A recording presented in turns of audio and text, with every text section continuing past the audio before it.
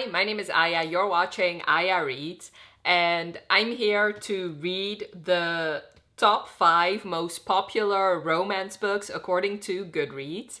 So Goodreads every June does this list of Goodreads hit books of the year. And since I love doing these Goodreads videos, especially the Goodreads Choice Awards video, I know that some of these books do end up in the Goodreads Choice Awards videos. So since I like to get a head start, I figured let's just read the top 5. So this year it's different from the other years. The other years it wasn't necessarily ranked. This time, however, they did rank them, and there are more now than ever. Like I believe last year there were only 4 books. The year before there were 8 or something. Now there are 13 books. Is that correct? 13 books per Goodreads category. So of course, I obviously want to read the romance category. Number 5 is This Book Made Me Think of You, which right away when I saw this book, when I saw the cover and the synopsis, I knew that it was going to end up in the Goodreads Choice Awards, so it doesn't surprise me that it's already in the Goodreads hit books. It's number 5, so I guess it is pretty popular. Yeah, it already has 65,000 ratings and pretty high average rating. I do know that, yes, it has a romance, but it's not necessarily a romance book, but I will be reading it for this video, so I will let you know. Number 4 is And Now Back to You by Borison. As you can see, I have already started this, so you'll see after I'm done filming for the day, I will give you an update on this book. Then number 3 is Our Perfect Storm, which once again, I'm also currently reading. I'm currently listening to this. And then number 2 is In Her Own League, which I do own that one. I forgot to bring it. I have already read this, which I'll leave my video linked for you of my vlog reading In Her Own League. And then number 1, which nobody's surprised about this, is The Night We Met by Jimenez. So this year there is no Emily Henry book out, so I'm pretty sure Jimenez will win the award. This one I've been avoiding, but of course I cannot avoid it any longer, so I will be reading it for this video as well. So this is the top 5. I'll leave the article down below because, like I said, there's already a top 13. Let me actually go through them. So number 6 is actually Game On by Nevessa Allen. This one I have already read and I vlogged the experience, and I'll leave that video linked for you. Number 7 is King of Gluttony, which I've also read and vlogged. Check out my review for it as well. Into the Blue by Emma Brody. Once again, similar to This Book Made Me Think of You, this one, just the cover made me convinced that it would be in the Goodreads Choice Awards. So it's number 9, however, or number 8. I think this has recently come out, right? Yeah, April. Number 9 is Love Song by Elle Kennedy. Number 10 is The Shippers by Catherine Center. Number 11 is Mistakes Were Made by Lucy Score. Number 12 is Fever Dream by Elsie Silver, and this one I've also read, and I'll leave my review linked for you.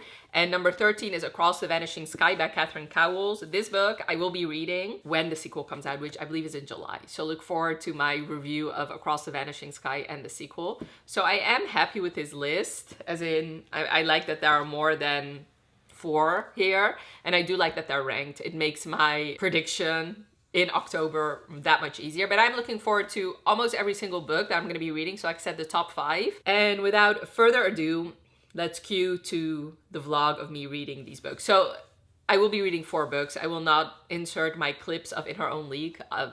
Check out the review, like I said, if you're interested. So I'm on page 235 of And Now Back to You, which is halfway through. So this is the second book in the Heartstrings series by Borison, the first book being First Time Caller, which I read First Time Caller for my BookTuber favorites vlog I did at the beginning of the year, and I really, really enjoyed it. In fact, it might be one of my favorite books I read this year. So I was actually gonna read this one in February when it came out, but I was slumping, so I didn't pick it up.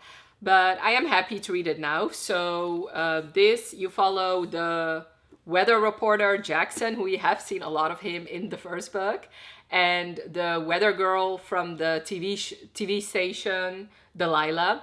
And in the first book, you've seen that for some reason, he really doesn't like her. She keeps not parking correctly next to his car. He leaves her post-it notes, like passive-aggressive post-it notes.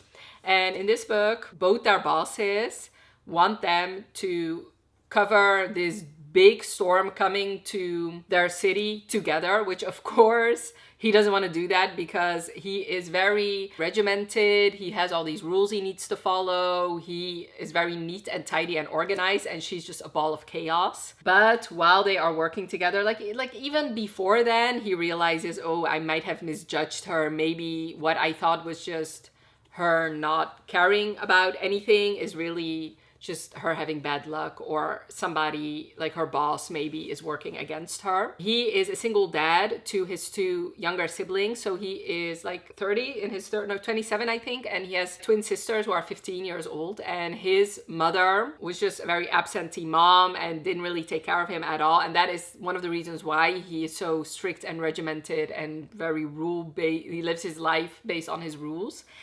And he didn't want that to happen to his siblings, so he ended up, when they were 8, he ended up taking full custody of them. And she has this really sucky boss who just, for some reason, wants to do everything in his power to make her life miserable. And also seems like she had a similar mother as his mother. So she was actually raised by her grandfather, but her grandfather has Alzheimer's. So where I'm at now, mostly what we've seen, like in the beginning, we did see some interactions between especially Jackson and his siblings, his sisters.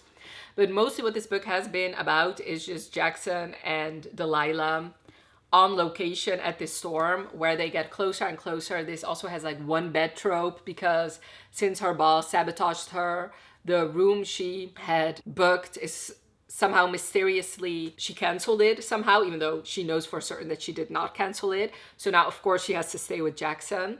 They got closer, and he's very much like, it's in his nature to be a caretaker, which of course it makes sense because he has had his two sisters to take care of. But I love like the small ways that he takes care of Delilah in this book. So far I am enjoying it, although I don't think I'm gonna love it as much as First Time Caller, because one of the things I really, really loved about First Time Caller were the side characters. So there was a very much a beautiful family situation that Lucy had in that book, and that was one of the reasons why I loved it.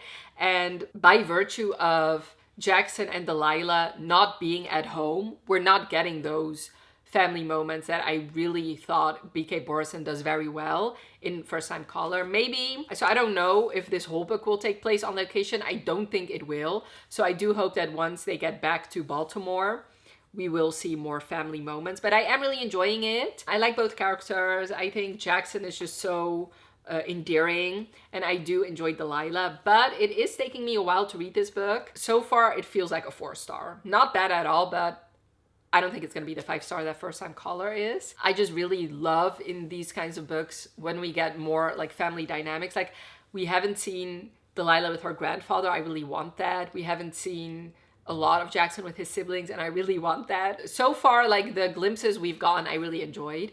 But yeah, I just really enjoy this series so far. And like I said, I don't really have a whole lot of things to say because so far it's just them on location working and also trying to get close together. What I do enjoy about this book is how honest both of them are about their feelings towards each other. She has some hang-ups because obviously like the 2 years she's sort of known him, the only thing she got from him is that he hates her, and he's trying to reassure her that that is just not the case. But because they're so honest, it doesn't really, like, this book doesn't really have any angst whatsoever. Whereas in the first book, at least there was a bit of angst because Lucy was dating other people. So yeah, even though this would be great in real life, it does make this book a bit boring, like more boring than First Time Caller. So yeah, I guess those are my thoughts so far. It's not bad, like I said. I feel bad calling it boring because I don't really think it's boring, but there's not a whole lot going on. Let's just leave it at that. So I'm just gonna continue. Hopefully I can make a big dent in this today. And yeah, maybe I'll update you again today, and if not, for sure when I finish. I finished And Now Back to You by BK Borison.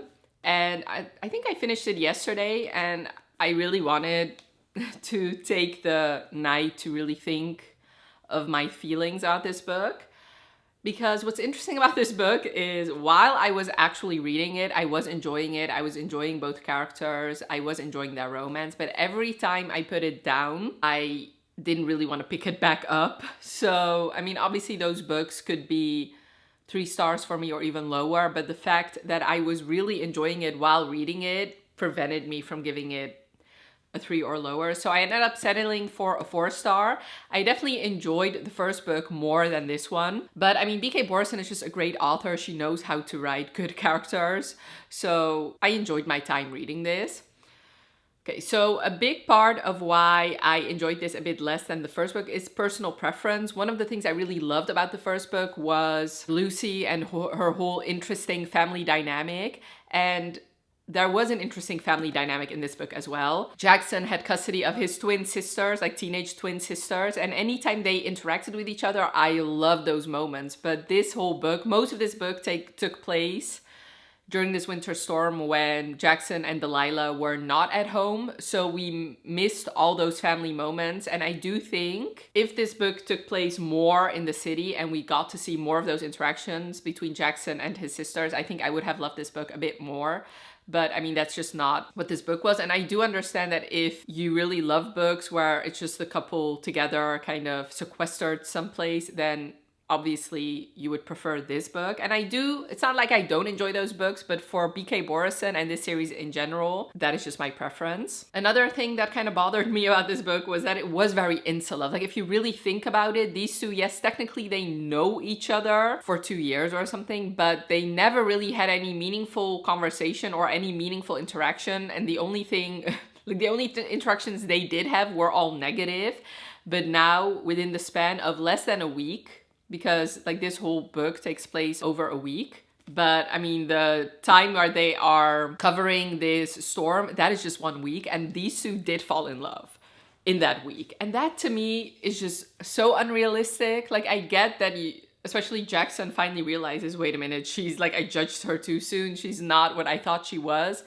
But to be this infatuated and this in love already after less than a week, that is never my favorite thing. I just really don't enjoy insta-love stories like this, especially since both of them claim that nobody knew the other one like the other one did. Like for example, Delilah genuinely thought, while only truly knowing him for less than a week, nobody has known me like he has known me. And the same went for Jackson. And that was just jumping the shark for me. I just could not get on board with that statement at all. And as I said in my first update, some parts were a bit boring. And I do think that was the reason why I didn't really want to pick it up, because not much was happening really. Like, yes, there were some side plots, but to me, those didn't really add to the excitement of this book in any way, shape, or form, for me at least. I did really love Jackson. I think she did a good job with both characters, but especially Jackson. I loved all his caretaking for Delilah, the way he knew exactly what she needed when she needed it. I did enjoy that. And I do like how it's true to his character. It is explained perfectly why he's the way that he is, why he is so meticulous and loves taking care of others. And we've already seen that in his relationship with his siblings. So it would make sense that once he actually interacts with Delilah and he sees that she's a bit messy, a bit clumsy, a bit forgetful, that he would easily slide into that role of being like taking care of her. So I did really enjoy that. And, ultimately I did enjoy them covering this storm together and them getting over their shit and getting through it. So a bit of mixed emotions. Yeah, I feel like maybe 4 is generous, but the things I loved, I really enjoyed. I loved towards the back half of the book, the things we did get to see in the city. So like I said, both Jackson's family life, but also Delilah's family life, and finding out more about her relationship with her grandfather, her mother. And I also really loved, that is also another thing I loved about the first book that I am glad that we got a little bit of that in this book. The whole radio shenanigans, I did enjoy all that. And once again, I just wish we'd gotten more of that. So 4 stars for And Now Back to You. And I do think most of my criticisms are just personal preference. I have read, I've seen some ratings and a lot of people have given this book 5 stars. So I do think this might also be a favorite of yours, but for me it was 4 stars. I do love these characters and I am very glad that we're getting another book, and that book has already been set up very, very well, and I've been looking forward to that book ever since the first one. So I'm glad we're getting that, and I would be very happy to see these two in that book as well. So 4 stars for And Now Back to You. Alrighty, I am on page 153 of Our Perfect Storm, and I'm solely listening to this. Like, I've tandem read like a couple pages, but mostly I have just listened to it. Before I get started, I have to tell you my history with Carley Fortune, because Carley Fortune is really not one of my favorite authors. So I read 3 books by her. The first book of hers I've ever read is one of my least favorite books of all time. It's Meet Me at the Lake. I gave that book 1 star and I actively despise that book. Then after that, I read This Summer Will Be Different, and I also didn't like that. I gave it 2 stars. But then actually I read One Golden Summer for BookTuber Favorites, and color me surprised when that book was 5 stars for me. Like, I genuinely did not expect it. So it's a bit of a complicated relationship. I don't know why I really loved One Golden Summer so much, because this book feels more in line with the first 2 books I read of hers, as opposed to the 5 star I gave One Golden Summer, unfortunately. I don't want to say too much since I'm only 150 pages in, but so far I knew in One Golden Summer, like from the first 30%, I already knew that I was gonna love it, whereas that's just not the case here. This, you follow 2 childhood friends, Frankie and George. They grew up together, and now in the beginning of the book, Frankie's getting married. George is going to be her best man. During the rehearsal dinner, the only thing that actually makes this woman happy is when she sees George, and that's the only time she actually comes alive. So already I kind of was annoyed by that fact. Moving on. After the rehearsal dinner, like when she wakes up the next day, she finds a letter from her fiance saying that he cannot do this and the wedding is off. So she's been wallowing and, you know, she hates her life. She was living with her fiance. Now she has to move back in with her parents. But then she finds out that her ex-fiance does still want her to go on this honeymoon because it's already half paid for. He's not going to go. So George, her best friend, ends up showing up, and he tells her that they are both going on what was supposed to be her honeymoon. And they go to this like Canadian island, Tofino, where they connect again because, yes, they grew up together, but for his job, he has to travel a lot. So in the last couple of years, they really haven't seen each other. At Christmas, when she told him she was going to get married, they had a giant fight. So it's really them getting closer together. But really what it is just Frankie lusting after George the whole time. And that is kind of what's bothering me about this book, and what usually bothers me in these childhood friends to lovers. To me, it's not clear why these 2 never actually cross the line, because it's clear that both of them are insanely attracted to each other. It's clear that the only person in her life that actually makes her happy is George. It's not her friends, it's not her family, it's not her fiance, it was George, and that was clear from the very first moment these 2 were together in a scene. So it's just a bit unbelievable for me. These 2 are like in their late 20s. Like, why did you never cross that line when it's clear that you're wildly attracted to each other? And what's also bothering me is in this book, Frankie constantly saying, well, you know, that is why. Like, she keeps saying that like platonic relationship between women and men work because her and George work together so well, when it's clear to me that that is just not the case. Like, either these 2 will get together, or they're gonna make their significant others miserable if they continue to be best friends, because what these 2 have is not how you would behave when you're actually just friends and not something more. Because the way she constantly thinks about George, the way he's always on her mind, the way she speaks about him, I genuinely don't think she would behave the same way if this was a female best friend that she's not attracted to. So already, can you see my annoyance? I don't know what it is with Carley Fortune books and why One Golden Summer was so different for me, but I don't know. I feel like, so if we look at One Golden Summer, so that was a romance where these 2 hadn't known each other prior to the beginning of this book. Maybe those books work for me better with Carley Fortune, because the other books, the characters have already known each other for years. And I guess those don't work when that's the opposite of what usually happens with me. Usually I do enjoy books more if characters have known each other, or if it's a second chance romance or something like that. Although, like I said, childhood friends to lovers rarely work for me. I just don't think Carley Fortune does a good job convincing me in her books where the characters have known each other prior to the beginning of the book, she's not convincing me why these two hadn't gotten together previously. That is just, I guess I think that is a conclusion I can take. Having said that, I don't want to, obviously, I only gave you negative things. Even though I did say I don't want to judge too harshly considering I'm only 150 pages through, but I already know this is not going to get, I think it will be a surprise if this gets any higher than 3 stars for me. There were some things I did enjoy. Like, there were some funny moments in there, I do have to say. She has some issues with her mom because right around the time when she met George, her mom just left her family behind and went. Her mom is like obsessed with whales. Like, her name, like, she's named after this real life whale. Her brother is named Moby. And her other brother is named Darwin, which already annoyed me from the beginning. Like, her mom is just like obsessed with whales. Therefore, Frankie hates whales. That's another thing. Frankie reads very young to me. Like, this could have been a YA and I wouldn't have batted an eye, honestly. Like, I get it that technically whales are the reason your mom left for like 2 years or something, but she's back now, you're an adult. I feel like it's a bit unreasonable for you to still hate whales so much. Yeah, and this is a single point of view. And George, I feel like, so it seems like he's keeping secrets from Frankie. And what I think is the secret is that he's been pining for her. Because, yeah, already we had this scene of this man that George knew from his work. And this man was convinced that these two are together. And he kind of George, to kind of get Frankie off his back, just said, well, yeah, I used to talk about you a lot because you're my best friend. What I think instead is that he has had feelings for her all this time. That's what I think.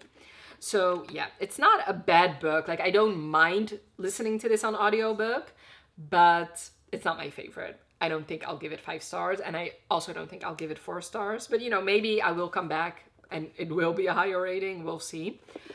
So yeah, I guess you'll see me later. So I finished Our Perfect Storm, and this was a 2-star for me. I will explain in detail why I think that Carley Fortune's like second chance books never work for me, because the only book of hers I gave a higher rating, in fact I gave it 5 stars, was One Golden Summer, and that I'm pretty sure is the only book of hers that she's ever written or at least published that has a couple that meets for the first time in the book. Like, it's not like they met years ago and now they're reconnecting, or they had something years ago and now they're reconnecting, or they were like best friends since forever and now they're reconnecting.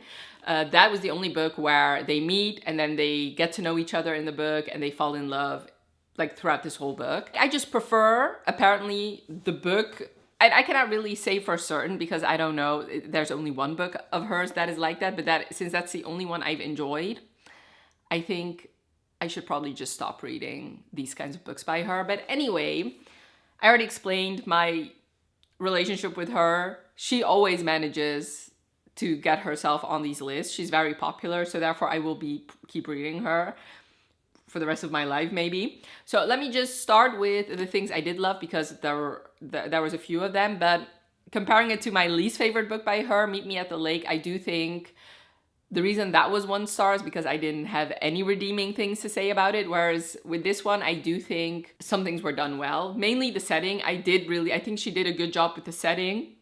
I love learning more about Tofino. I love the things they did, surfing, the sauna thing. I loved them just exploring. Also, Frankie, she has lost her love of food and cooking in the beginning of this book. And I do like the journey she went on to try and get that back, like her experimenting with recipes, her experimenting with different foods, them going out to eat. So that just made me hungry. And I do think that she did a good job with that storyline. So those were the only 2 things I enjoyed about this book. The rest just annoyed me to no end. One that I should have talked about in my previous update, but I just forgot. The amount of time these 2 talk about Little Women annoyed me. Little Women is one of my favorite classics of all time, so I probably should have been primed to love all the Little Women references, but in my opinion, they were just annoying. It made no sense. And, you know, the fact that both of them kept comparing themselves to Joe and Lori just bothered me. Like, no, George is not Lori, and you, my dear Frankie, are most certainly not Joe. So I just think that, I don't know, it just, Added to how annoying I found both characters, I felt like it was so, what's the word? I forget the word, but like, I don't know. I don't like characters who compare themselves to like well-known figures. It's just annoying to me. Like, who do you think you are? You are nothing like them. You are nothing of the sort. Somebody lied to her several times and told her that she was fly, hot, and sexy and beautiful, and she's nothing like that. She's nothing of the sort. Other annoying things. So this book just proved to me, like, I felt like this book was just a blueprint of why platonic relationships between men and women don't work. I feel like if you want to argue that fact and you are against platonic relationships, then just use this book because it just proves your case without a shadow of a doubt. And I'm not even talking about when they turned from friends to lovers, but before then. Anytime I was reading the way they were interacting with each other, I just kept thinking, could you imagine dating one of them? You would go crazy and you would lose your mind because the way they were behaving was just not normal. Okay, so let me just talk about it. I hated how she always ate the last bite of whatever he was eating. Could you imagine you dating him? You're his girlfriend. Let's even imagine you're his long-term girlfriend. Now you're meeting Frankie and you're going out to dinner, or you're even just like strolling around, going for a walk, and he's eating a pretzel, and then he gives his last piece to his friend, his supposed friend, who there's nothing going on between them. They're just best friends. Also, I have never heard of like friends who are like of the same gender doing that kind of behavior. Could you imagine? Like, I have friends who are girls, right? I could never in a million years imagine giving like my last bite to them and that be a thing between us. Like, I get it if you do that like once in a while or something. I don't know. Like, I get it. You sometimes share food with your friends, obviously. Joey doesn't share food! But for that to be your thing, oh yeah, she always has to have the last piece of whatever I'm eating. Fuck you guys. Okay, that just annoyed me and I could not get over it. Same for her always cleaning his glasses. Once again, put yourself in a position where you're dating one of them and they behave like that. Another thing which came back in this book, and it just proved that it was ridiculous that they did that. So both of them had tattoos of the other one, like of their names. Once again, could you imagine dating one of them? Like, she even thought it, you know, when they actually crossed the line of becoming more than that. She was like, he was fucking me and I saw my name on his body. And I kept thinking how glad I was that any other woman who's been in the same position could see my name on his body. Like, oh my God. Annoying. Okay, I don't know any other word to use except you two are annoying. And I genuinely never wished any happiness for them. Maybe I am just petty, but you can write a childhood friends to lovers without behaviors like this, okay? This was all unnecessary to me, and it just added to the fact that I hated these two. Another thing that really bothered me is, so this is only single point of view, and it was clear from the very beginning that he has always had feelings for her and he was just suppressing them, I guess. But for her, so one thing that bothers me about Carley Fortune books is usually her female characters are very unreliable, either because, I don't know, it's a plot device, or because they are so dumb and so not self-reflective that they become unreliable narrators. Because she would say, I have never had feelings for George. George and me have always been friends, nothing more. While a chapter later, we would get a flashback where it was clear that she was lusting after him, where it was clear that she was very much attracted to him. So that makes it like an unreliable character, and it just makes me annoyed once again. Like, pick one. Either have her pine for him all these years and be attracted to him all these years, but he somehow kept her at a distance, or have her truly not realize how attractive this man is. Because doing both, it just doesn't work. It doesn't work in the end, in my opinion. I also didn't believe in that romance, and a part of that also has to do with the fact that maybe she was just an unreliable narrator, because you were supposed to be married to some other guy, okay? In fact, if he had not broken off the wedding a day before you were supposed to get married, you would be on your honeymoon right now with a different man. But now all of a sudden, within 3 days of being on vacation with your friend, you realize, wait a minute, it's been you. It has always been you. How does that work? Okay, so either she used this random man and strung him along all these months and was gonna marry him so that she wouldn't have to confront her feelings about her best friend. Either she did that, which makes her an awful human being, or she's now using her best friend to get over being dumped right before she's getting married. Those are the only two options. There is no other option here because I cannot believe, like, it is so unbelievable for you to be fully in on this other guy. And now within 3 days, you're like, oh, George. And there's no explanation given because maybe you could say, well, this is the first time they've been alone for so long. So now she has to confront her feelings. But that makes no sense because these two have been living together for years before then. So why did you not cross the line then?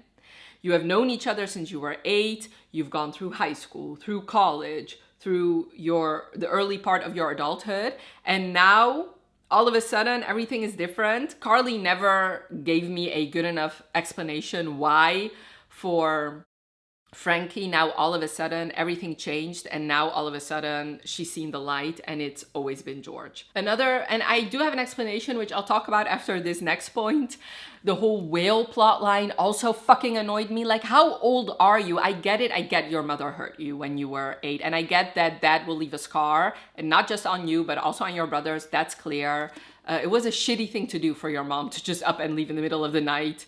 And you have to hear from your father that she's now living her dreams and left her children behind. And then come back a year and a half later or something and pretend like everything is fine. I get that that is traumatic. I get that that would leave a lasting impression, but for you to so childishly put that on, I hate whales, whales are stupid, and for that to be a actual prominent plot line in this book made this book read like a YA as opposed to an adult. And it was very reminiscent of the whole love plot line because, okay, so she's hated whales her entire life and now it literally takes her seeing a whale in real life to realize, wait a minute, they're so majestic and beautiful.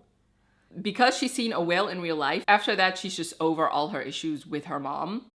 And that really is my problem with Carley Fortune books, is that she doesn't spend enough time rounding out her characters. You're just supposed to infer things about their character, their motivations, or about relationship dynamics by virtue of the fact that these people have known each other their entire lives, or by just having random flashback chapters in there. It also very much hinders character development because she usually puts in these like random outside events, and because you maybe saw in a flashback chapter something, or because somebody like George who knows Frankie her entire life, you're just supposed to infer things about these characters without Carley actually having to do the work of writing character development in the book or actually rounding out the character in the book. Once again, that is why I preferred the one and only book of hers, where the characters meet for the first time and fall in love in the book for the first time, because she can't rely on those flimsy flashback moments, and she can't rely on characters that have known characters their entire lives. So she actually has to spend time on building both the romance and the characters. And I feel like that has cracked the case for me, and it explains why One Golden Summer was so different for me from all the other books, because I see similar things in this book as I did in This Summer Will Be Different and Meet Me at the Lake, even though technically those books are different. Obviously, this is a childhood friends to lovers. This Summer Will Be Different is like these two just seeing each other every summer for 5 years. And Meet Me at the Lake is they had like this magical meeting 10 years ago and now they meet again. All those books have flashbacks, and all those books have supposed character development and relationship development outside of the book. Whereas that just wasn't the case in One Golden Summer. I also really hated how much he kept from her.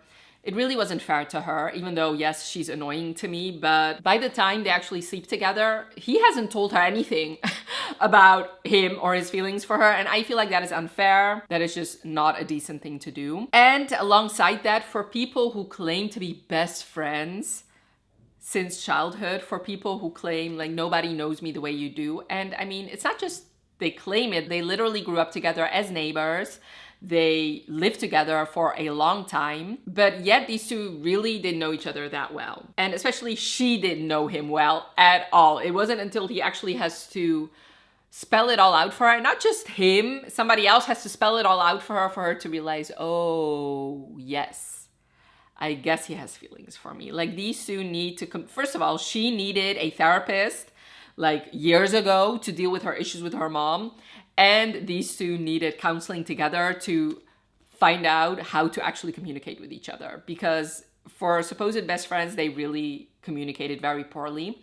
And once again, her eating the last bite from whatever the fuck he was eating, her cleaning his glasses for him every time they were together, and them having tattoos of each other does not a friendship make. Once again, I feel like Carley Fortune just put that in there, and because they did those quirky, dumb things together, oh yeah, we are supposed to infer, wow, these two are very good friends. Yet you never really explained to me in detail why these two work together or were amazing together. So then when you actually get that miscommunication, when you actually get big things between them, him pretty much lying to her almost their entire life, it just also makes, well, first of all, it made their romance unbelievable, but also makes their friendship unbelievable for me. So yeah, part of me is disappointed because like the last book I read by her, which was this year actually, I really enjoyed, but I should have known. I should have known that I was never gonna really, like, that was a fluke apparently. And she's just not my kind of author. I am really debating whether or not I should just quit. But then, to be honest, so I listened to this on audiobook and it wasn't a hardship to read. Like, I got through it, but I really don't. I know some people really like giving negative reviews. I really don't. I prefer for my booktube channel to be me actually recommending you books because I love them.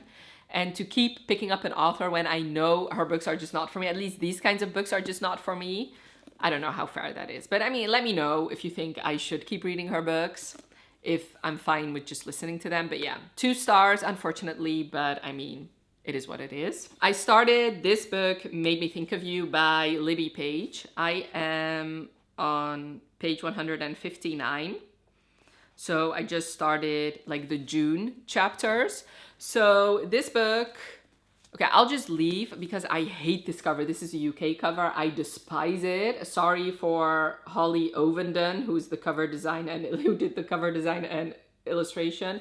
I 100% prefer the US cover. In fact, I ordered it even though it was double the price of this one, but I just really love this cover. It's just so pretty.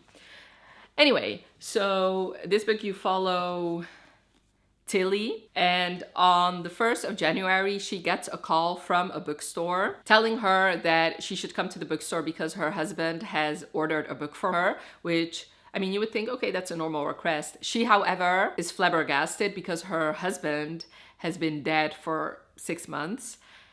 So she goes to the bookstore just for telling them that, you know, obviously they made a mistake, but the bookstore owner, Alfie, tells her that her husband has ordered 12 books for her for each month of the year. And at first she's very angry and she's not nice to Alfie at all. She hasn't been reading ever since her husband got sick and she just wants all of those books now. And when Alfie refuses, she kind of chews him out and leaves. And it's very clear in this book that she's very much still in like the depths of her grief for her husband. What this book is about is her husband, like I said, has left her 1 book to read alongside a letter from him for each month of the year.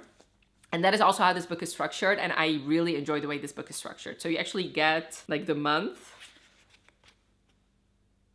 and then you get like book recommendations from the bookstore that she visits.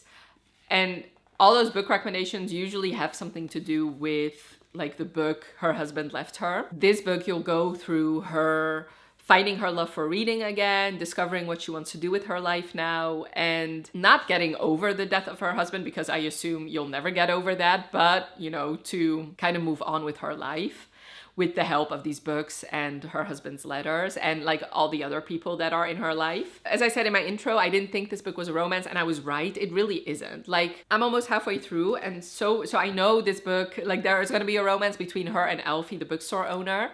And yes, they met, and it's clear that he very much is attracted to her, but she doesn't really think of him too much. She's very much focused on her grief. So I do think it's a fiction with some romance in there.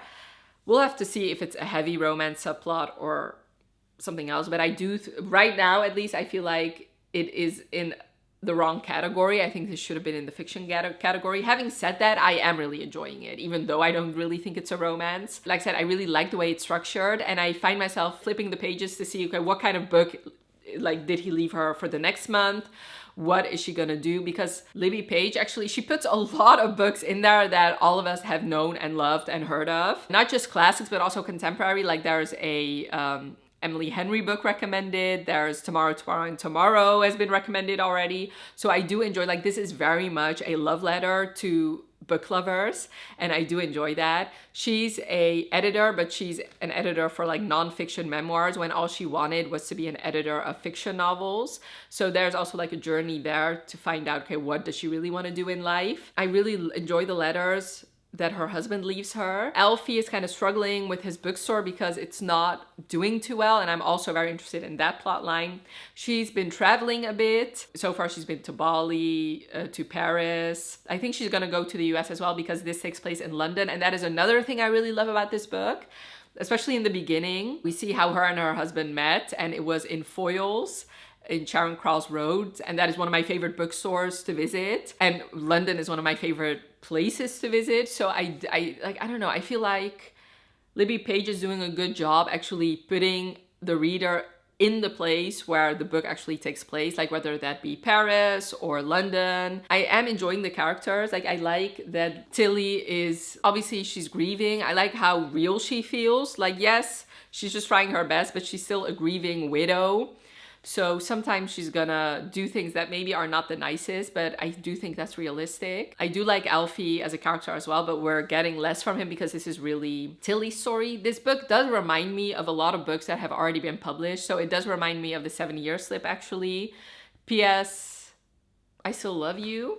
No. P.S. I Love You, even though I think I watched the movie, but I feel like it's very reminiscent of that. Also, Eat, Pray, Love, since she is traveling and, you know, getting back to herself.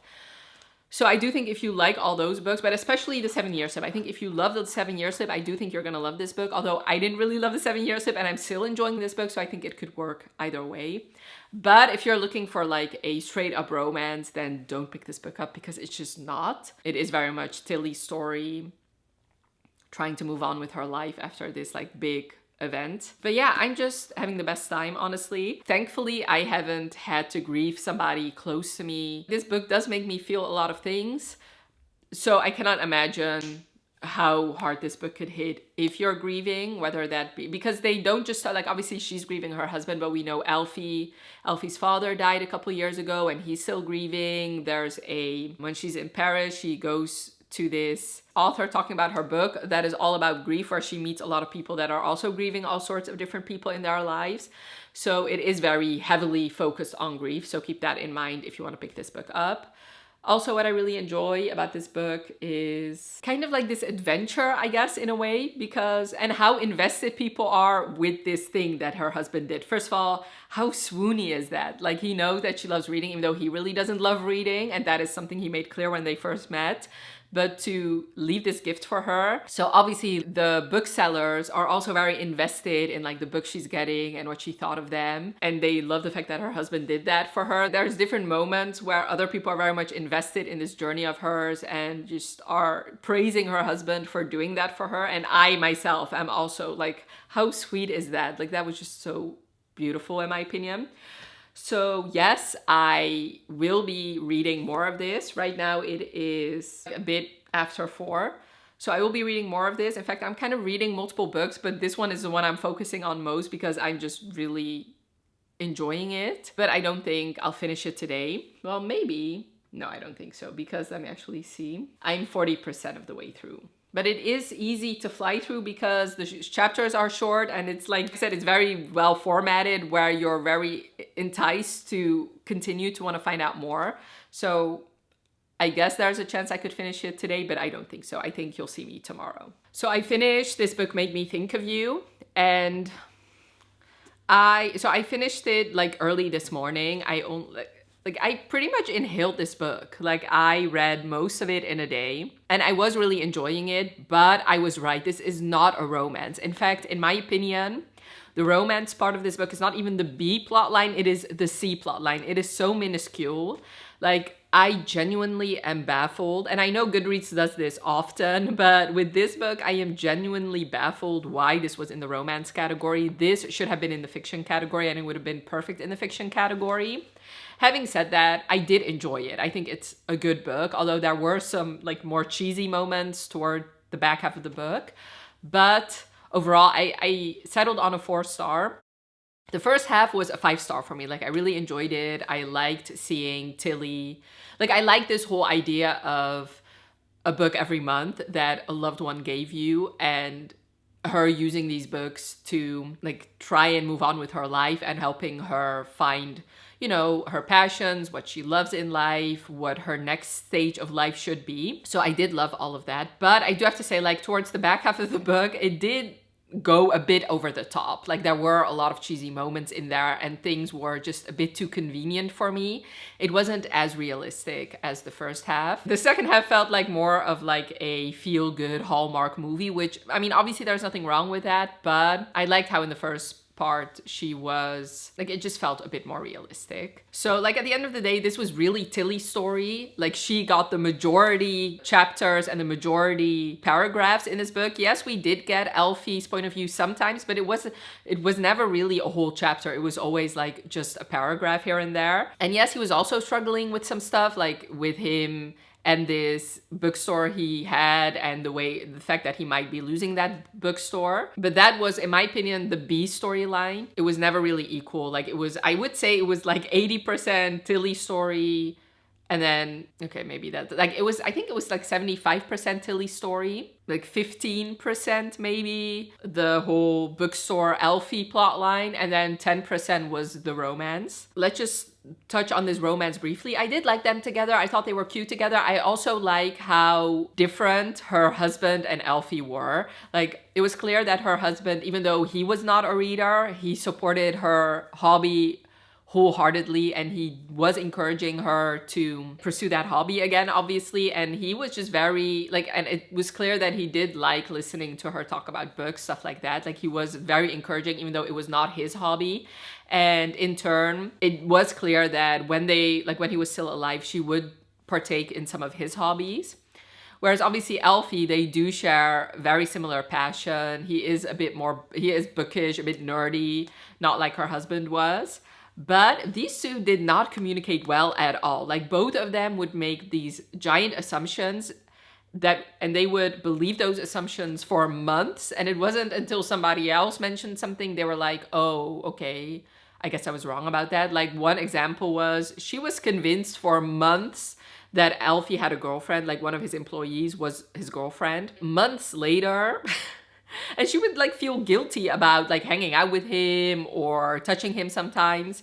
And then months later, they ran into Blue, who's the employee, like her partner. And that is when she finally finds out, oh wait, so he's been single the whole time, which then turns into like this whole dumb plot line where he feels guilty for him making her believe that he was not single. Already this romance didn't take up a majority of this book. I also was annoyed with some parts of this romance. Like at the end of the day, I thought they were cute together. He was very sweet and I did want her to be happy, but I don't think this book would have changed if the romance was taken out, which once again just solidifies the fact that it is not a romance. Going back to the whole back half of the book, what I wanted to specify was like the unrealistic nature of the second half of this book. Like for a couple examples, like this girl posts something once on social media and immediately goes viral. Like it just doesn't work that way. She goes to Paris and she comes back with a group of friends. Once again, it doesn't really work that way. And if it just happened once, I would have been on board, but it kept happening, which made me kind of roll my eyes several times. One thing I did forget to mention in my first update is, because in my first update, I did say, okay, this maybe could help you if you're struggling through like a similar sort of grief, which I do still think that, but I do have to say, she is very, very privileged. Like she already was pretty well off in her job. her husband, when he died, he left her, I don't know how much he left her, but it was clear that he left her a significant amount of money. So much so that she could comfortably quit her job and just gallivant around the world for this year. That is just not the case for most people. Most people, like after somebody dies in their life, they have to get back to work like after a week or after a month or something. They don't have the privilege to just do an eat, pray, love scenario here where they just travel the world or go, like they decide, okay, I just got a book about Paris. Well, let me just take the Eurostar to Paris and just spend 3 weeks there. So yes, it is very privileged. And I'm not saying that, obviously there are privileged people out there. I'm sure if you are well off, this would be a good way to spend your year grieving your husband. But I do know that it's just not the case for most people. So I don't know if I would necessarily recommend this book if you are poor and you just lost somebody, because it might piss you off. But I do think maybe, well, if you're just as privileged as she is, maybe you can do the things that she did. But also, maybe if there has been some time after you lost somebody. I don't know why I'm giving you these tips, because like I said earlier, I haven't lost somebody, so I really am in no position to say all these things. Overall, I did enjoy this book. What I did continue to love was all the book references. Like, it was clear that this is a book for book lovers. I loved all the recommendations that were given. I loved her love for books and his love for books. I also loved the whole bookstore side plot in there. And it's just like a warm hug for book lovers. So I did enjoy this book. 4 stars. And I would recommend it, but keep in mind that there, like, especially towards the back half of the book, it does get a bit cheesy there. But I did enjoy it, but it definitely shouldn't be in this category, in my opinion, and not this high. Anyway, I also started The Night We Met, which my plan was to just listen to this book. Let me just put it here. The plan was to just listen to this book, and same with Our Perfect Storm, and just like listen to this book while reading other books, because even though I have loved Abby Jimenez books, when I heard the synopsis for this one, I just assumed that I was gonna despise this book because it has a trope that I just don't like, because in my opinion, these two are very much cheating. But I want to upload this video tomorrow, and tomorrow I have plans in the evening, so I really don't want to spend a lot of time still needing to finish this book and also edit this video. So I did listen to this. Like, I went on a walk for like an hour and a half and I listened to this on my walk. But whenever I'm at home and I'm reading, I'm actually reading this while listening to the audiobook. So this is the second book in the Say You'll Remember Me series by her, which the first book I gave 3 stars. It was not my favorite. So that, alongside the synopsis for this one, that is the reason why I still haven't picked this book up. We follow Larissa and Chris, and they meet when both of them attend this concert, and he's with his friends. That night, she's asking a ride home, and she kind of has to choose between Chris, the main character of this book, and his best friend Mike. She ends up choosing Mike, and because of that decision, she ends up in a relationship with Mike. And no, Mike is definitely not the MMC of this book, it is Chris. So this is a boyfriend's best friend romance, or a best friend's girlfriend romance, which is one of the things I just don't like. Like, I don't like premises like this. But anyway, she's with Mike, and Mike is a bit of a mess. He's going through a lot of stuff, and because of that, he keeps asking Chris for help whenever Larissa needs help. So he kind of unknowingly pushes these two together, and when they actually hang out outside of Mike, they realize that they have a lot in common, and Larissa realizes that she and Mike really don't have a lot in common. So Mike is very athletic, he's a personal trainer, and he's not bookish at all, whereas Chris, he's a reader, he reads the same books that she does. They end up finding this stray dog, and they end up deciding to adopt this dog together, which in my head, it's like, how are you behaving like this? And how is Mike just okay with this? Like, I find this so unrealistic. Like, it's similar to Our Perfect Storm, where these two are behaving in ways that I could just never get on board with, especially not if I'm dating one of them. Like, say I was Chris's girlfriend, if I met Chris and I knew he was sharing a dog with this lady, they keep hanging out together, talking about books this passionately, like, isn't it clear that these two should just be together and not use Mike? I'm talking about Larissa here, for some reason. Anyway, so they get closer, but Chris, obviously, he doesn't want to hurt his friend, so he has in his head, okay, well, I won't touch her then. But okay, you're not touching her, but you're still doing everything that a boyfriend would do. Like, she's allergic to nuts, and he literally bought a $700 EpiPen just in case that even though she has her own EpiPen, mind you, just in case something happens and she needs to be saved. Okay, so there's also another plot line in here. She doesn't have a lot of money. Her and her mother are not well off. And on top of that, her deadbeat dad stole her credit cards for some reason, or like her social security number, and therefore she's now like tens of thousands of dollars in debt that she has no way of recuperating. So now she needs to pay that back.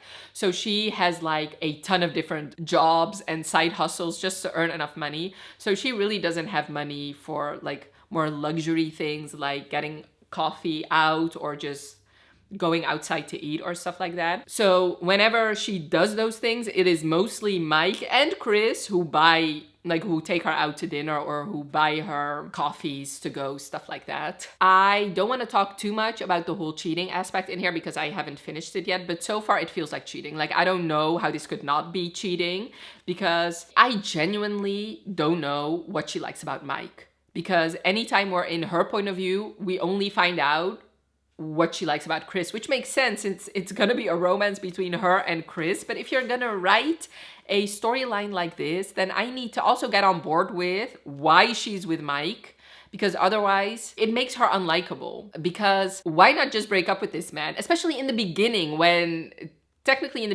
we first see her and Chris bonding, she's technically still dating Mike. She's not in an actual relationship with him. Once you find out that there's more of a click between you and Chris, why not just date him then? And I get it, that is not the premise of this book, but I feel like Abby should have just done a more convincing job of why Larissa would stick with Mike, even though she seems to not like him at all.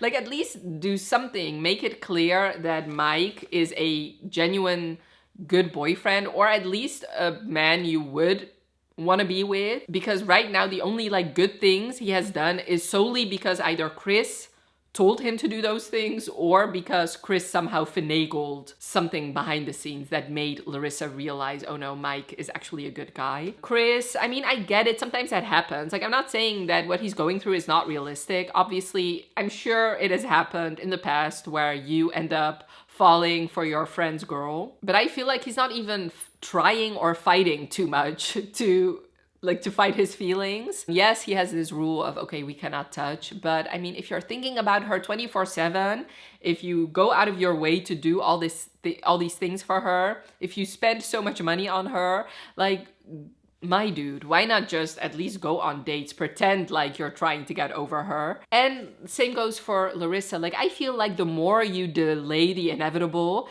you breaking up with Mike, the harder it's gonna be for Mike when you inevitably end up with Chris anyway. So it just makes, like, I find Larissa to be unlikable, and the reason I find her more unlikable than Chris is because she's the one in a relationship. Okay, Chris isn't. And yes, obviously it's his best friend, you don't do those things to your friend, but it is unclear to me why she is with Mike. And the only thing I can see is that she kind of uses him so that he can take her out on meals. And I know that may be not generous for me to think, but so far I haven't really been given any other reason why she would want to be with Mike, really. Mike is going through his own issues. I do know the third book is gonna be his book. He is drinking a lot, which that's another thing. Larissa doesn't know Mike well at all. Like, when it's clear for the reader that Mike has been drinking a lot, Larissa is still thinking that he is not a drinker, he's nothing like the men that her mother dates, when in fact he is exactly like the guys her mother dates. How can you not know that about a guy you've been with for a couple months?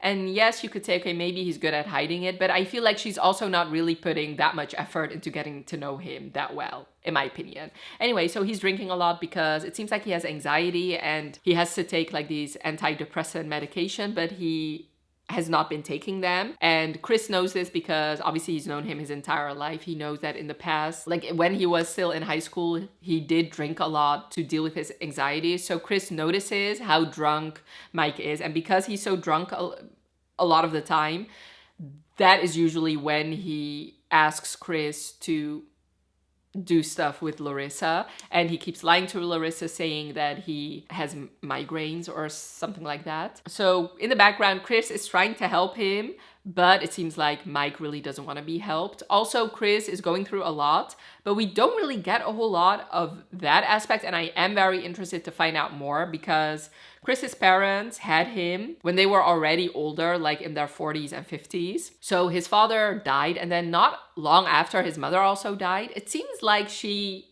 there's something happened to her that somehow it doesn't seem too good. Obviously, dying is never really good, but it seems like there's more to the story because he seems to have developed some sort of PTSD, and also he's having nightmares about that. Although now where I'm at, the nightmares have somehow turned into Larissa dying from her nut allergy. I don't know, I feel like he's such a simp. It is not attractive to me at all. I mean, especially comparing it to, and now back to you, I feel like Chris and Jackson are very similar. They are caretakers, they notice stuff about the people they love, and they love taking care of them. But the difference is that Jackson and Delilah were both single. You are taking care of this girl who is not yours. It is pathetic, really.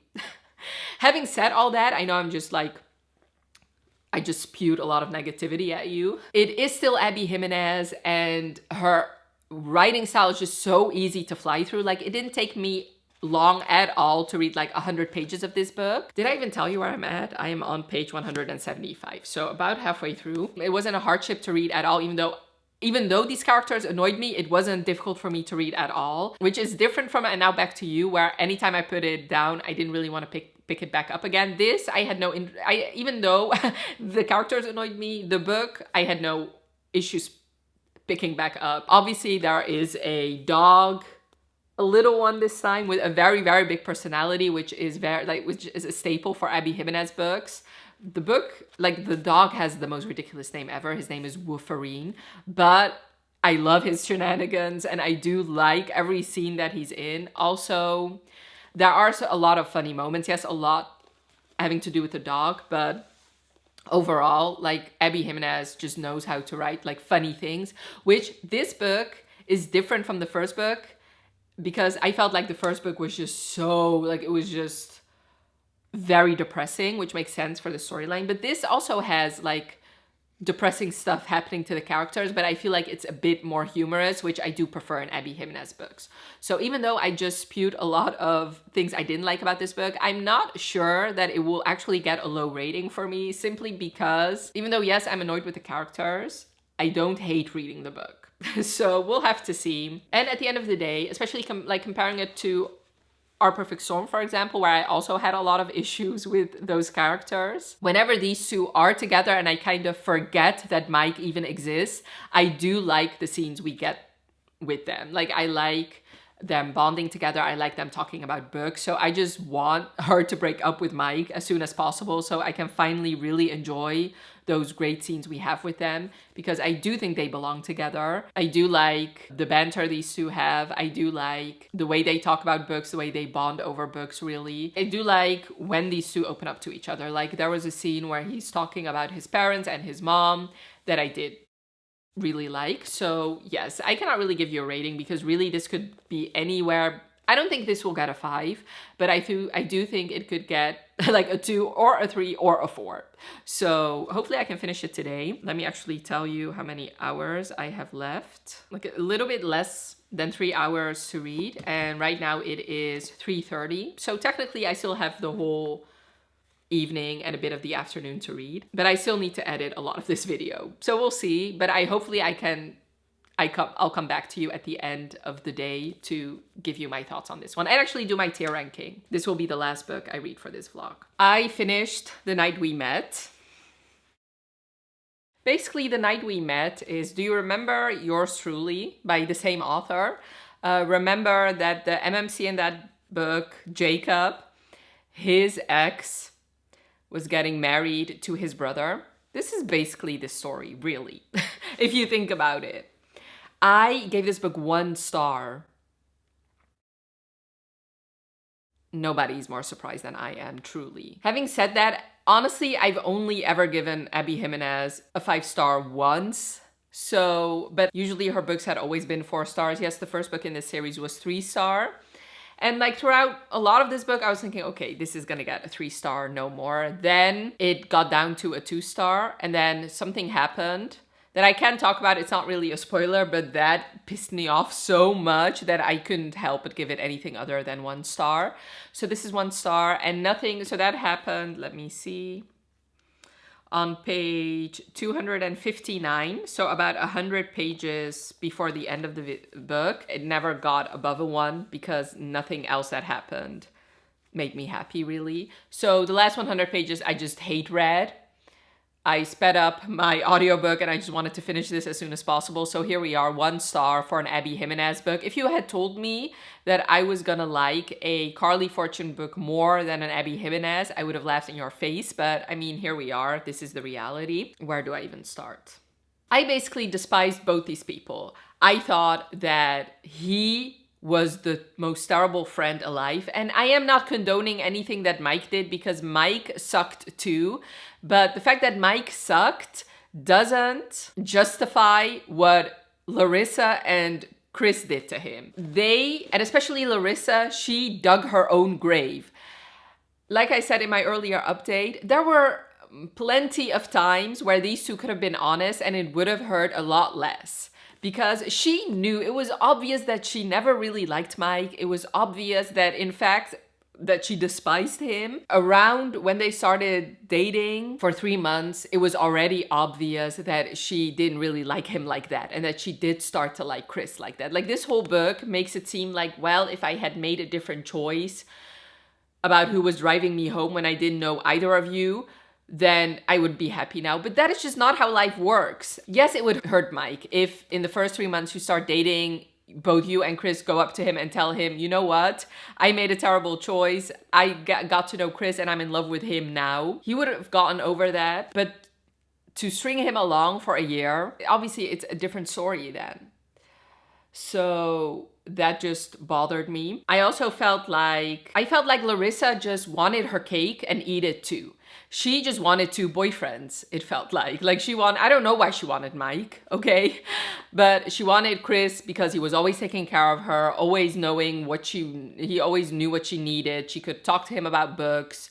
She used both Mike and Chris, in my opinion. And it's funny that in the beginning they talked about sugar daddies because I did feel like, yes, obviously she was going through a rough time. But I felt like she was using both of them. And the event that just pissed me off beyond measure, like I said, it happened on page 259. And I mean, I guess it's a bit of a spoiler, but not really, because this usually happens in books like these. He starts dating somebody else. He picks Larissa up. They have to drive down to this cabin that this whole friend group always goes to. And usually it's like their bonding time, I guess. He brought his girlfriend, and these are the thoughts that Larissa says about this innocent bystander that just started dating a single man, okay? The word girlfriend struck me in the belly, knocked all the air right out of me. When he asks her if she's okay, she's very much not okay. I had the weirdest feeling in my chest, like I was being betrayed. Keep in mind, she has a boyfriend, okay? This was our time, our car ride. How could he invite someone else to join us? But it wasn't our anything. It was just a ride. I don't know why, but this truth almost cut deeper than the Mike thing did. So what I failed to mention is she recently, right before this car ride, she just found out something horrible about Mike, yet it doesn't faze her as much as Chris seeming to have a girlfriend, even though Chris is supposedly just her friend, right? I could fully recognize that this was an irrational reaction. Chris wasn't my boyfriend. He owed me nothing, especially explanations about who he was dating, but I felt betrayed anyway. When Heather, the girl he's dating, introduces herself, she has to pretend that it's nice to meet her. Okay, so she says, it's nice to meet you. In her head, however, she says, it wasn't nice to meet her. I didn't want her here. I hated her and I didn't even know her. I felt nauseous. I hate these types of characters. I hate them. I loathe them. Anytime there's a character that behaves like this, that already has a significant other, and then gets irrationally angry for this other person who they know has feelings for them, once they actually start trying to move on and they get upset about it or angry, those characters are irredeemable in my opinion. I hate them. I will never like those characters. And what frustrated me about this book is I would have just preferred if they just been the bad guys and just fucked anyway. Because them pretending that, oh no, we're just friends, or them knowing that they have feelings, but trying not to act on those feelings to not hurt Mike's feelings, it just made it worse in the end. I honestly feel like it would have hurt less for them to fuck each other in front of Mike than the behavior that these two have been doing, okay? The fact that they were acting all righteous about how noble they were, that they weren't acting on these feelings. You do know that you have been cheating on Mike from the very beginning, right? It is not okay what you've been doing, not at all. There was another quote that I just laughed when I read it. I just wanted to gag, actually. And it's similar to what I said about Our Perfect Storm. Like, what kind of delusion are you living in, okay? This is what Larissa says about their, like, love story, I guess. Maybe this isn't the kind of love that deserves to exist. Maybe it's the kind that wars start over, the kind that topples empires and never leaves the world better than it found it. You are nothing of the sort, okay? Somebody lied to her several times and told her that she was fly, hot, and sexy and beautiful, and she's nothing like that. She's nothing of the sort. What? Like, this is literally, like, what kind of love story are you describing? Are you seriously comparing yourself to, like, these epic romances of, like, Romeo and Juliet or Helen of Troy or, like, these long, epic love stories? You are literally two of the most annoying people in the world, okay? Your love story is you share a dog and you are cheating and you like to read books together. What? Like, even if there was no cheating plot in here, this is just not a good romance, in my opinion. And especially, like, even if it was a good romance, it is nothing like what you describe it to be. So get over yourself. Stop making your love story more epic than it is, because really it is nothing of the sort.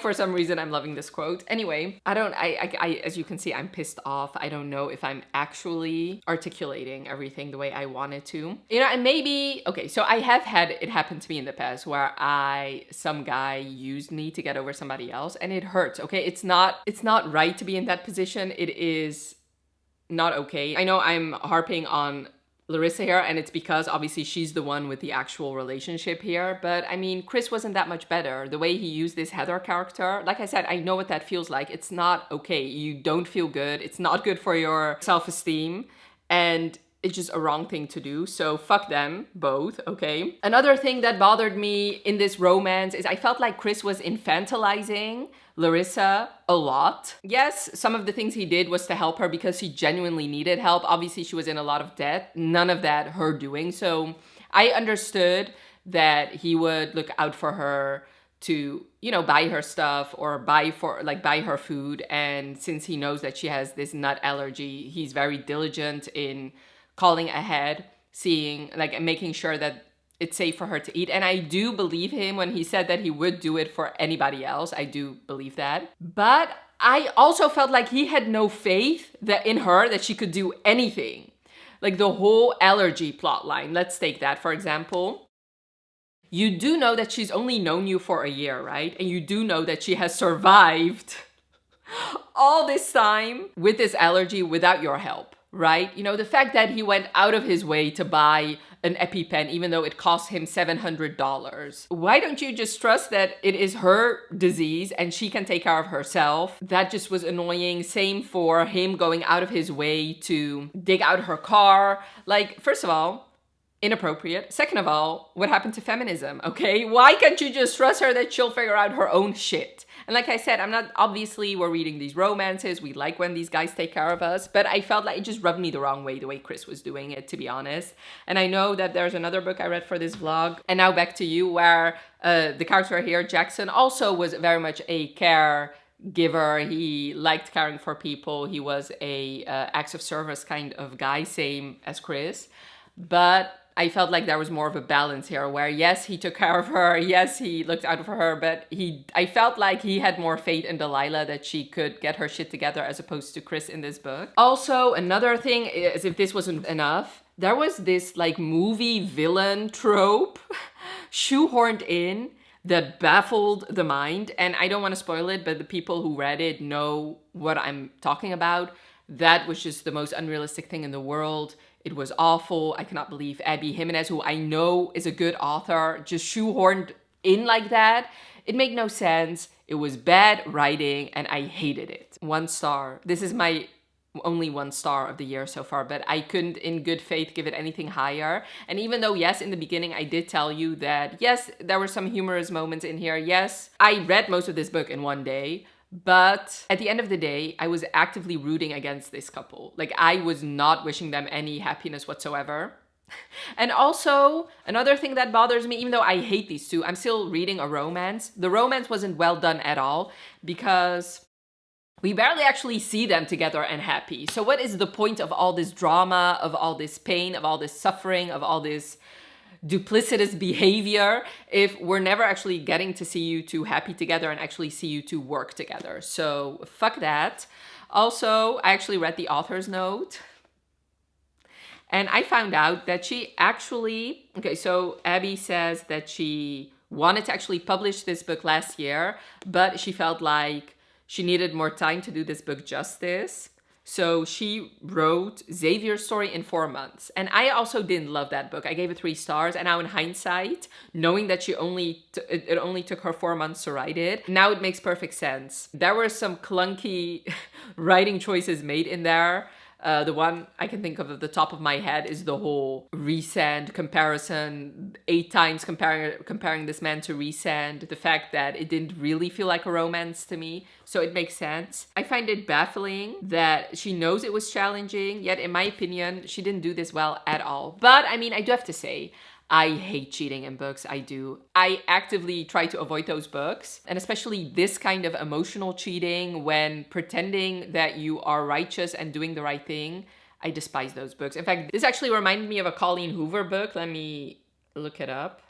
It was a very popular one, also a very beloved one that I also gave 1 star and actually couldn't understand why people loved it so much. Let me look it up. It's an older one. I don't know. I can't find it. Oh yeah, here. Maybe Someday. It reminded me a lot of Maybe Someday. In that book, it was the guy who had the girlfriend and similar annoying behaviors. Okay. All right. I just got done filming my rant and I changed. And then I realized, wait, I don't think I specified clearly why Our Perfect Storm was a 2 star for me and The Night We Met was a 1. The biggest part is the cheating aspect. Like we know that probably in Our Perfect Storm it happened, but we never actually got to see it, like them behaving weirdly with each other while they were with somebody else. Whereas in The Night We Met, Larissa is with somebody else throughout the majority of the book. And I really am the number 1 biggest hater of cheating in my books. So that is why, even though, yes, both books had things that I somewhat liked about it, the cheating aspect I just couldn't get over. The justifications, the whole, pretending that they are trying their best and they will never hurt him and they'll just be miserable together when they are actively doing the thing that they are telling themselves they're not doing, which is cheating. Like, just because you don't cross that line and actually touch somebody or kiss somebody or fuck somebody, that does not make you not a cheater, okay? So yeah, I don't know if I made any sense in my whole discussion about The Night We Met, but hopefully I made it clear enough. So now that I have ranted, This is actually not that great of a reading vlog because, and so far I've not been having the best reading year because my 5 stars are far and few between. Yeah, it has been hard for me to give out 5 stars for some reason. All right, let me do the tier ranking here. All right. So my least favorite, obviously you can guess, is The Night We Met. I gave this 1 star and it was the worst book of the vlog. Then in 4th place is Our Perfect Storm by Carley Fortune. I gave this one 2 stars.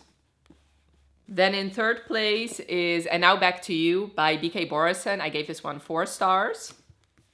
Then in 2nd place is, I'm just holding this book up even though I'm gonna return this since I don't like this cover. This book Made Me Think of You by Libby Page. I gave this one 4 stars. And I did prefer this over And Now Back to You, even though technically this is not a romance, And Now Back to You is. Mainly because I really couldn't put this book down, whereas I told you my issues with And Now Back to You, that it was hard for me to pick it up whenever I had put it down. And then my favorite book, the only one I actually didn't read for this vlog, so once again, I will direct you to the vlog where I actually read this book, is In Her Own League by Liz Tom 40. This is the only 5 stars of the bunch. I really love this book. I knew Liz Tom 40 would not let me down. So this is my tier ranking. And I'll actually leave the comparison between the top 5 that Goodreads has and my top 5. And as you can see, it is vastly different. Like none of the places share the same spot. The only one that comes close is In Her Own League. It was my number 1, of course, and it was the 2nd place in the Goodreads list. So yes, I am sad that I have to end this video on a bad note, but I do have to say I did enjoy these 2 books that I read for the vlog, and of course In Her Own League is just amazing, and check out the vlog for more of my thoughts.